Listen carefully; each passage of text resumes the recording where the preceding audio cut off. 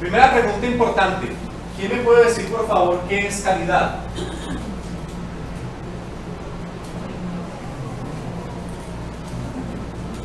Por calidad, una calificación específica en que permite a nosotros entender que cierto ente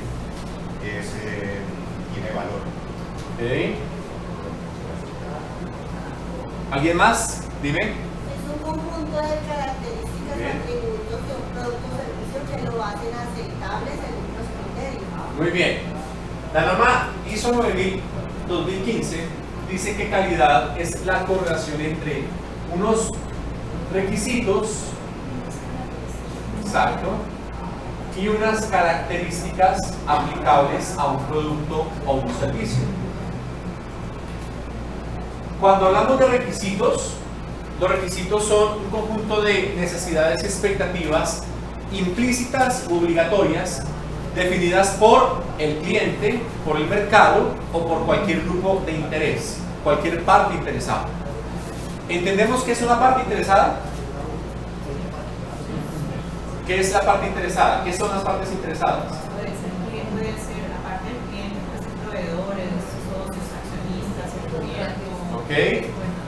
Pero por definición, las partes interesadas son cualquier persona o entidad que se beneficia o se afecta por el desempeño de la organización o se percibe afectado. Señor. Por ejemplo, yo te voy a preguntar, si yo estoy sacando un producto, yo no sería interesado en mejorarlo, por ejemplo, construyendo prototipos y sacando versiones constantemente. Claro, la misma organización es una parte interesada. ¿Sí? ¿Cuáles son las partes interesadas? Ya Marta lo comentó. Los clientes, los proveedores, los contratistas, la misma organización. La misma organización es una parte interesada. Los accionistas, ¿cierto? Los inversionistas son partes interesadas también. Ahí se maneja el concepto del cliente externo, que es el cliente que va a satisfacer la necesidad. Y el cliente interno, que hace referencia a gerencia y empleados y todas las trabajadores. En general, el siguiente proceso en el cual yo estoy trabajando es mi cliente. ¿De acuerdo? Todas las personas que se beneficien o se afecten por lo que yo hago son mis clientes. ¿De acuerdo? Entonces, en la norma ISO 9000, el concepto de calidad implica que debe existir un requisito definido. Ese requisito se establece a través del mercado o a través de las partes interesadas y los productos y servicios deben tener unas características. Las características son básicamente atributos o rasgos diferenciadores de un producto o de un servicio. Por ejemplo, van a decirme cuál es la principal cualidad con la cual lo reconocen a cada uno. ¿Cuál es su principal cualidad? Hola. ¿Cuál es su principal cualidad? Una persona muy enfadora. Enfadora, pujante. ¿Sí? ¿Cómo se llamaría eso? Paisa. ¿Paisa? Es un gentilicio más bien. Sí, o sea, de empuje. Sí, una característica. Una persona pujante. Exigencia, autoexigencia o exigencia de otros. De las dos. Ok. O no ser así, así, por así, así. Ajá. Listo, vale. Disciplinada. Responsable. Tranquilo. Seriedad. Serena. Serio. Listo. Solidaria. Solidaria. Amigable. Generosa, bien. Amigable.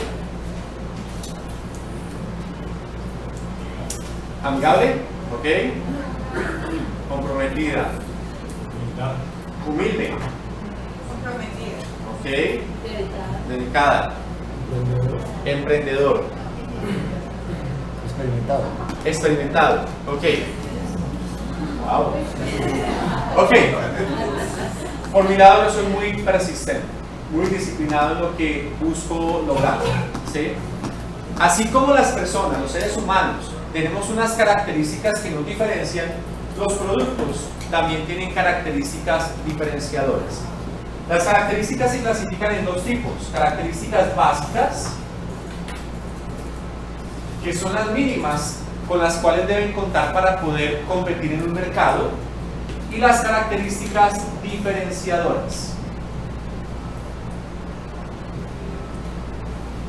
¿Listo? Las características diferenciadoras son aquellas que hacen que los productos o servicios tengan un mayor nivel de posicionamiento o reconocimiento en el mercado. Entonces, dentro de un sistema de gestión es bien importante identificar cuáles son esas básicas y cuáles son esas diferenciadoras para focalizarnos sobre las diferenciadoras. ¿Por qué razón sobre las diferenciadoras? Porque las básicas, todos en el mercado las exigen como mínimo. Y no hay diferenciación sobre cosas que todo el mundo ya exige. Por ejemplo, hablar de que calidad es un diferenciador, no siempre. Hablar de que la certificación 9001 es un diferenciador, tampoco. O hablar de que la empresa que tenga servicio es un diferenciador, tampoco sucede en todos los casos. ¿Depende de qué? Depende en gran medida de las necesidades del nicho de mercado que escogemos. Entonces, para poder determinar cuáles son las características en donde la organización debe centrarse, hay que conocer muy bien las necesidades del nicho de mercado. Hay muchas empresas que comienzan un sistema de gestión de calidad sin tener claro cuáles son las características del segmento del mercado a quien quieren satisfacer. Entonces empiezan a implementar una cantidad de estándares y de cosas que al final no les van a aportar valor, en vez de conocer claramente cuál es la propuesta de valor que les va a permitir a las empresas de enfocarse correctamente. Eso no es algo como muy cultural. Sí, depende de la estructura, eso influye muchísimo, ¿de acuerdo? Por ejemplo, perros calientes con salchicha americana. ¿Será que es un diferenciador? Depende del nicho de mercado en donde yo le esté enfocando.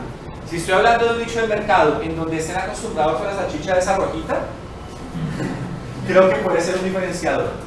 Pero si el segmento de mercado donde lo oriento ya está acostumbrado a ese tipo de salchicha, tal vez eso no es el diferenciador y habrá que buscar otra característica que permita que el producto pueda tener una ventaja competitiva. ¿De acuerdo? Entonces es bien importante conocer primero cuál es el nicho de mercado al que me voy a dirigir para saber en qué aspectos voy a diferenciar. ¿Listos?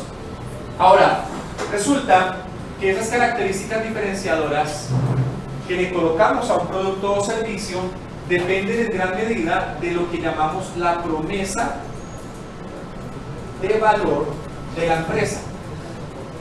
¿Han escuchado hablar de la promesa de valor? ¿Qué es la promesa de valor? Es eso que estamos ofreciendo precisamente Diferente. Exacto. Y que lo va a ver reflejado cuando compre el producto, cuando tenga el servicio. Exacto. Entonces, la promesa de valor es ese conjunto de características que me permiten alejarme de la competencia. Cuando yo identifico cuál es esa promesa de valor diferencial, es mucho más fácil lograr que el producto tenga un mayor impacto en el mercado. Entonces, eso es fundamental, porque cuando empezamos a direccionar un sistema de gestión, tenemos que saber cuál es esa promesa de valor. Ahora, ¿de dónde sale la promesa de valor de una organización? Sale de entender no solamente las necesidades del mercado, sino sale también de entender cuál es nuestro propósito en la compañía. ¿Cuál es nuestra misión? ¿Por qué razón trabajamos día a día? ¿Cuál es la razón fundamental que nos motiva? Entonces, sucede que hay muchas empresas en el mercado que saben qué es lo que hacen, qué productos venden. Hay un poco porcentaje de personas en las empresas que saben cómo lo hacen, es decir, su promesa de valor diferencial. Y hay un muy pequeño porcentaje que saben por qué lo hacen. Entonces, acá estamos hablando de emociones.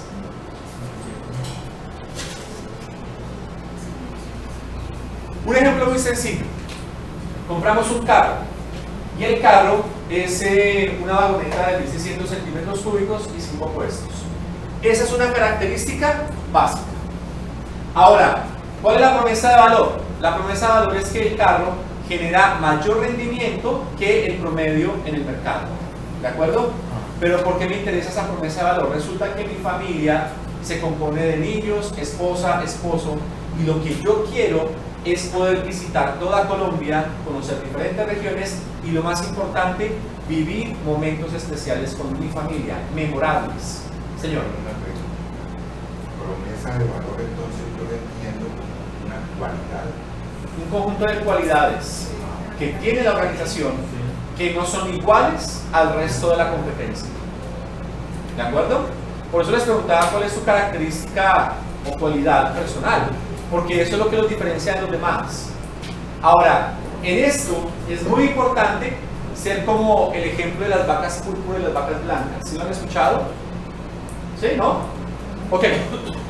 Ustedes van por carretera y encuentran que al cabo de 15 minutos de andar por zona rural, encuentran uno vacas blancas con manchas negras, ¿no? Los niños, cuando ven por primera vez las vacas, ¿qué es lo que dicen? Les parece bonita, ¿cierto? Les llama la atención. ¿Qué pasa después de que ven una vaca, 2 vacas, 3 vacas, 10 vacas? ¿Les termina sorprendiendo igual que al comienzo? No. Cuando de pronto después de una hora aparece una vaca púrpura, grande, brillante, ¿qué sucede en ese momento? Impacto. Las personas y las organizaciones también tienen esas características. Pueden haber personas estilo vaca blanca con manchas negras, ese tipo de personas que cuando uno habla con ellas no generan valor, no contribuyen, no aportan. Habla uno con ella una hora y ¿qué aprende nuevo? Nada. ¿Qué le construyó? Nada. ¿Qué le dejó? Problemas. Preocupaciones. O los chismes de la vecina o del vecino. Ahora, una persona estilo vaca púrpura es ese tipo de persona que se diferencia de todos los demás porque aporta algo, porque construye algo. Cada vez que usted habla con una persona así, sabe que por obligación va a aprender algo nuevo y va a ser una persona un poquitico mejor una hora después. ¿Sí? Entonces es bien importante que ustedes empiecen a desarrollar ese tipo de características de vaca púrpura, diferenciarse de los demás y empezar a generar un comportamiento diferente al resto de lo que hacen las demás personas. ¿De acuerdo? Y eso tiene mucho que ver con el desarrollo de emociones positivas. Las empresas actualmente que están generando mayor grado de valor son aquellas que logran conectar emocionalmente con las personas, con los usuarios. No aquellas que venden un producto, sino aquellas que generan una solución o una emoción memorable para la vida. ¿De acuerdo? Por ejemplo, cuando tomamos Coca-Cola y vemos un comercial de Coca-Cola, ¿qué es lo primero que aparece? Momentos felices, personas sonriendo, personas con su familia disfrutando de un momento agradable. ¿Sí o no?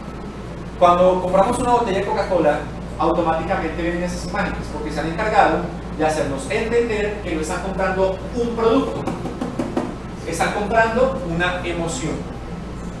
Cuando vamos a un parque de diversiones con nuestra familia, con los niños, y pagamos un curvo de plata por una boleta, no estamos pagando como tal la entrada a un juego mecánico. Estamos pagando el espacio para poder desarrollar nuestra relación con nuestros hijos. Y la sensación de tortura en los juegos mecánicos. ¿Cómo? Y las sensaciones de tortura en los juegos mecánicos. Las emociones, estamos pagando por tener esas emociones. Tener emociones en compañía. Sí. Entonces, esto es un punto importante.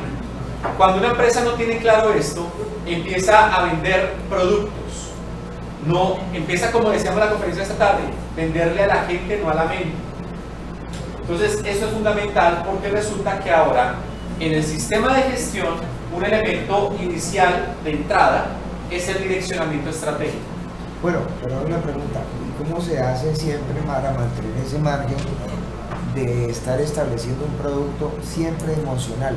Porque resulta que casi que el consumo en los mercados va es para otras cosas. O sea, ese es el asunto siempre. Depende. O sea, pareciera que a veces la gente compra por precio. A veces. Esa es la fluctuación, digo yo. Pero depende mucho de las estrategias de marketing que utilice la empresa. Para poder lograr que la empresa se enfoque correctamente en esta área, es importante no solamente aprender de la norma ISO 9001, sino también es importante aprender sobre marketing estratégico. macroeconomía. No, macroeconomía eso cae diferente. Marketing estratégico es una disciplina que se enfoca en que la organización pueda direccionar correctamente la estrategia corporativa para poder generar la diferenciación de la que estamos hablando y poder producir ventaja competitiva sostenible. Miren, les voy a decir cómo hacía Steve Jobs para vender un computador. Steve Jobs no decía, nuestros computadores son mucho más rápidos y de mayor calidad, ¿quiere comprar uno? Él no decía eso. Tampoco decía, nuestros procesos de diseño son únicos en el mundo y también nuestros controles de calidad son diferentes en el mercado. No. ¿Saben qué decía él?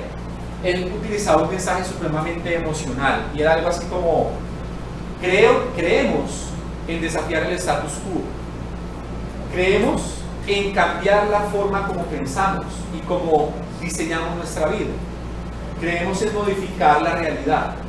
Por eso nuestros procesos de diseño son diferentes, nuestros controles de calidad son superiores y por esa razón nuestros computadores son superiores en el mercado. ¿Quiere comprarlo?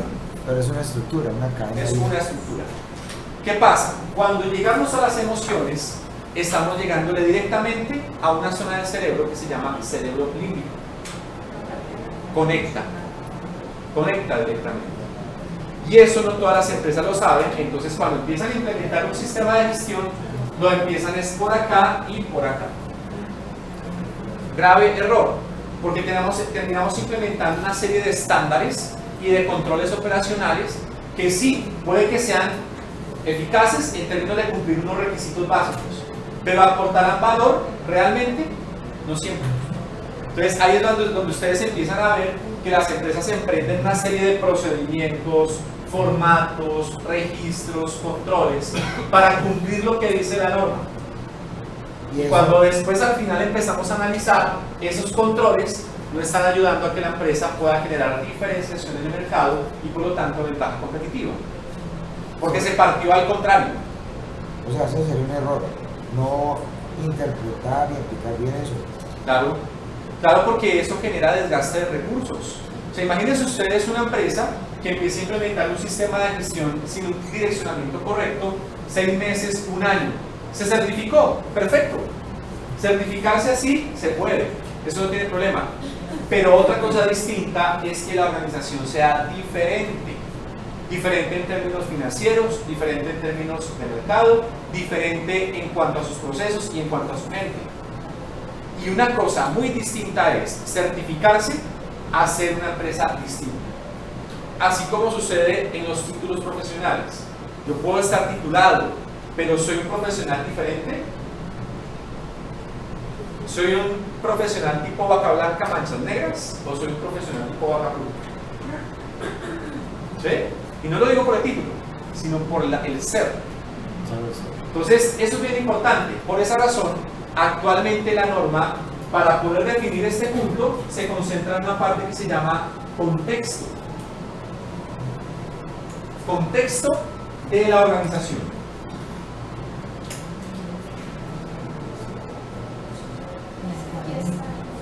En el numeral 4, contexto de la organización. Y aunque no lo dice el cómo, no dice cómo se debe llevar a cabo, la norma también asume, digámoslo así, que cuando la empresa define ese contexto, es decir, esas variables externas e internas que han impactado su desempeño, desarrolla su direccionamiento estratégico.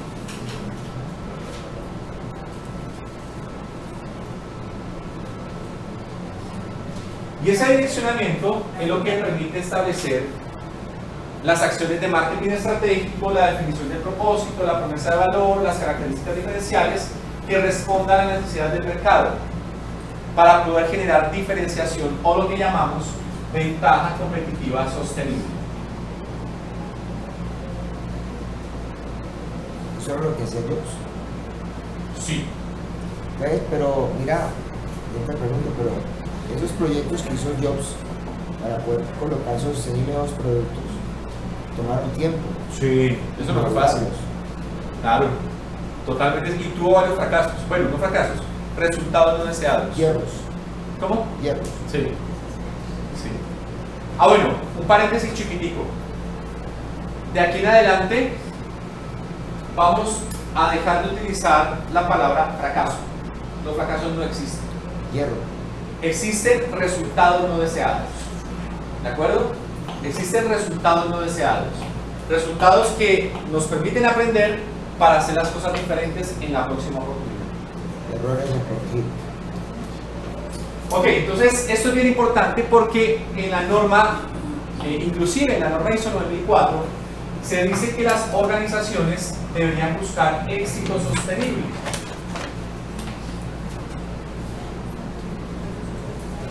¿Qué es el éxito? ¿Cómo define cada uno el éxito? Un estadio. Un estadio, sí, puede ser un estadio. ¿De qué? Del grado en el cual hemos logrado nuestras metas. En cada una de las áreas claves que les comentaba hace un rato, si lo miramos desde un punto de vista personal. Para las empresas, el éxito sostenible está relacionado, si son empresas con ánimo de lucro, está relacionado con la manera como la organización obtiene resultados en términos financieros Ganancias. y en términos de mercado. Es decir, si un sistema de gestión no ayuda en que la organización pueda lograr estos resultados financieros y de mercado, no sirve. Podemos ser el mejor del barrio, pero si cuando pasamos la calle nadie nos reconoce y no generamos rentabilidad, no sirve. Así funciona en los sistemas de gestión. Y les apuesto que de cada 100 empresas, máximo 10 lo han contemplado.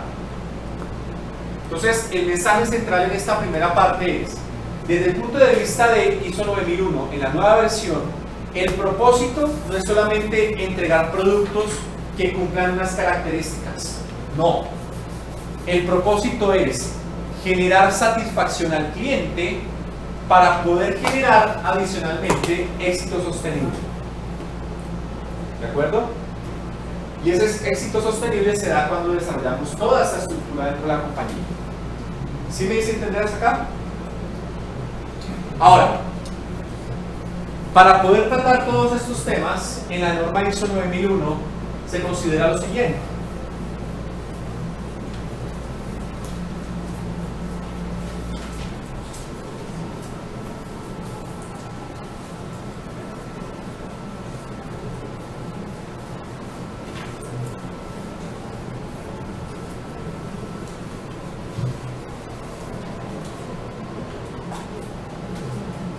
Ustedes recuerdan que la norma ISO 9000,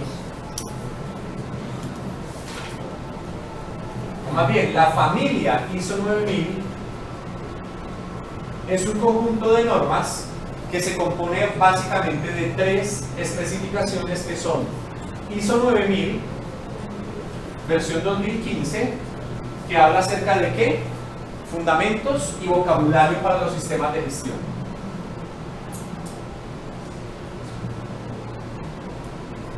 Está la norma ISO 9001, que tiene los requisitos para un sistema de gestión de calidad. Esta es la que vamos a utilizar. Requisitos para el sistema de gestión de calidad. Y está la norma ISO 9004, versión 2010 en Colombia, que es la que habla sobre el éxito sostenible.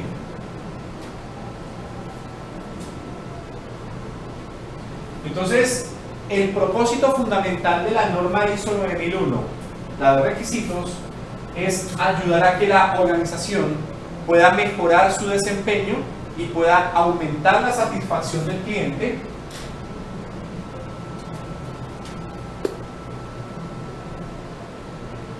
y eventualmente generar ventaja competitiva para producir éxito sostenible.